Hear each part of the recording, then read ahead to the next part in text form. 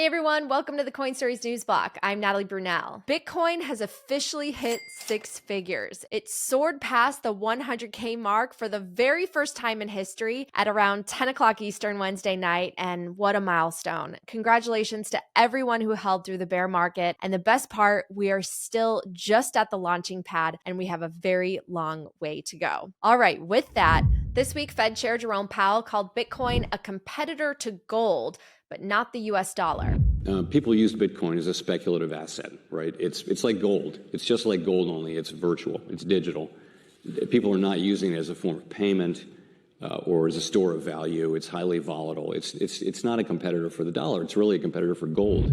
Now, obviously, Bitcoiners would disagree with many of those comments and point to the asset outperforming every other option as a store of value. Not to mention the network's total transactions year over year continue to climb higher. So people are definitely using Bitcoin. But that was what the most important central banker in the world had to say when interviewed at the New York Times Dealbook Summit. Now, aside from commenting on Bitcoin, Powell also said that the Fed is able to be cautious about cutting interest rates because of the strength of the US economy. The Fed is expected to cut rates again later this month for the third time this year. He also dismissed the idea of a shadow Fed chair being installed when President-elect Donald Trump takes office. That's a notion that came directly from Trump's pick for Treasury Secretary Scott Bessent, who suggested that Trump publicly name a successor to Powell, whose term as chair expires in early 2026, as soon as he takes office, which would effectively create a shadow Fed chair. But Powell says he's not really worried about that. More on Scott Bessent in a moment, but first, this week we're getting more updates on who President Trump hopes to appoint to his administration. And one position that Bitcoin advocates have been laser focused on is who Trump will appoint to replace SEC Chairman Gary Gensler, who announced that he'll be resigning in January. This Wednesday, we finally learned who Trump is nominating for the position, former SEC Commissioner Paul Atkins. Atkins was the first libertarian to serve as an SEC Commissioner back in the 2000s, and since then, he has started his own consulting firm and recently served as the co-chair of the Token Alliance, which is an initiative designed to guide the industry and policymakers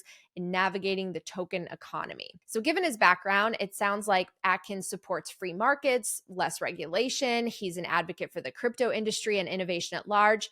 And that sounds promising, right? The only problem is, well, apparently Atkins might not even want the job. CoinDesk reported that Atkins was reluctant to leave his firm to fix the bloated mess of an agency that Gensler will leave behind. And so Atkins would first have to accept the appointment, and then, of course, the Senate would need to approve it before he can begin his tenure. This is obviously a developing story, so we'll keep a close eye on it, and as always, update you if there are changes. But back to Scott Bessent. Last week, another big position on Trump's team was filled when the market veteran was picked to be Treasury Secretary, and the Bitcoin community generally celebrated the news. Bessent appeared on Fox Business over the summer, and this is what he had to say about Bitcoin.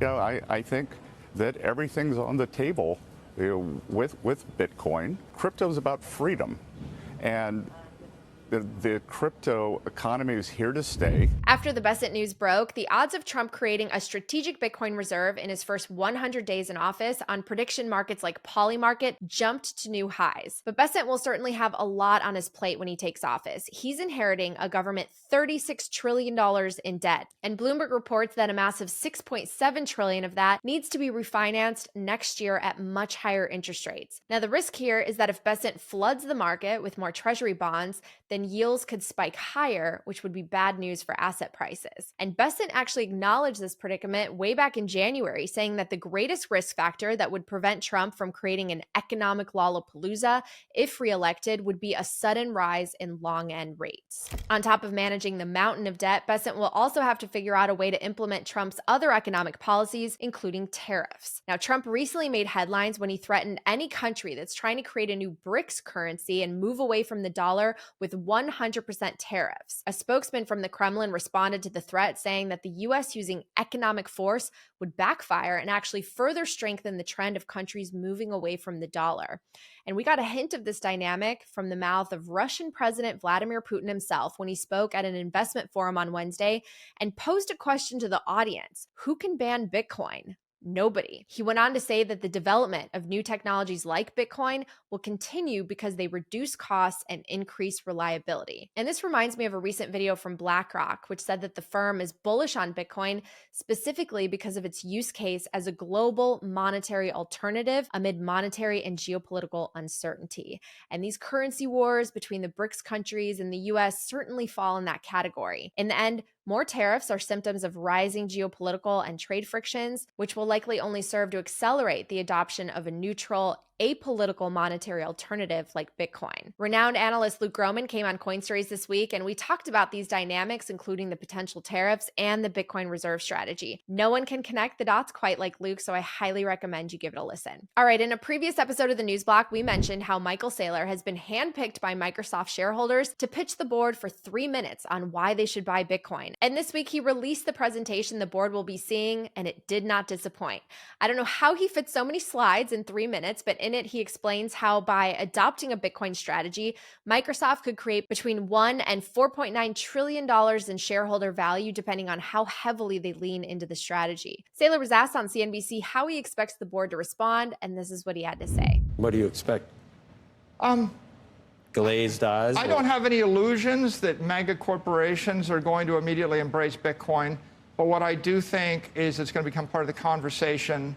And there are about 120 companies that are public that are starting to hold Bitcoin right now. So Microsoft can either cling to the past and keep buying bonds or embrace the future and adopt Bitcoin as digital capital, but it might take them a little time to come around to it. In the meantime, Bitcoin standard companies like MicroStrategy and MARA continue to add Bitcoin to their balance sheets. On Monday, MicroStrategy bought another 15,400 Bitcoin for $1.5 billion.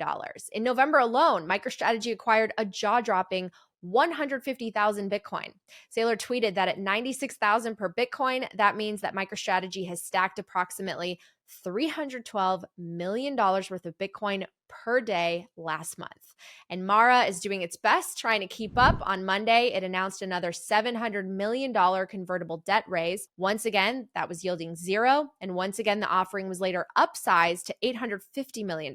So it seems that market demand for Bitcoin-backed bonds is pretty much insatiable right now. All right, finally this week, we recently learned that the mayor of Vancouver, Ken Sim, has proposed plans to make Vancouver a Bitcoin city, which could possibly even lead to Bitcoin being added to the city's balance sheet. To learn more, check out my recent interview with Mayor Sim that was released this week. He was orange-pilled by none other than Jeff Booth, and he calls Bitcoin the best invention in human history. I certainly agree, and we know that everyone who adopts Bitcoin early is positioning themselves to benefit the most from its adoption. That's it for the News Block, powered by BitDeer, your weekly Bitcoin and economic news update. I'm Natalie Brunell. Make sure you're subscribed to CoinStories and join our mailing list to get our free newsletter at thenewsblock.substack.com. This show is for educational and entertainment purposes only. It should not be construed as investment advice. Until next time, keep stacking.